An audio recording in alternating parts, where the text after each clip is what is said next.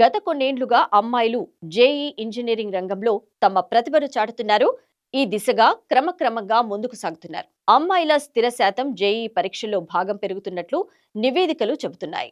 తాజా JEE mains జనవరి పరీక్షల పరిణామంలో భాగంగా మొత్తం దరఖాస్తుల్లో 34.51% మంది అమ్మాయిలు కావడం విశేషం. గతంతో పోలిస్తే ఈ శాతం రానేలాగా యూటిల్స్ సంఖ్య చాలా ఎక్కువగా ఉంది. రాష్ట్రంలో ఎన్ఐటీలు, ఐఐటీలు దరఖాస్తు చేస్తున్న వారిలో అమ్మాయిలు కూడా ముందంజలో ఉన్నారు.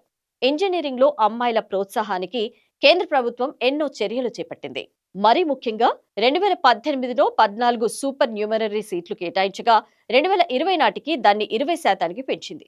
అప్పటి నుంచి వారి సంఖ్య క్రమక్రమంగా పెరుగుతోంది. అయితే టాప్ 10లో ర్యాంకుల్లో దక్కించుకోవడంలో మాత్రం ఇంకా వెనుకబడే ఉన్నారని జేఈఈ నిపుణులు చెబుతున్నారు. ఈ టీంలో ప్రవేశానికి నిర్దిష్ట హాట్స్ జేఈఈ అడ్వాన్స్డ్ పరీక్షల్లో వారి సంఖ్యతో పాటు సీట్లు కూడా పెరుగుతున్నాయి.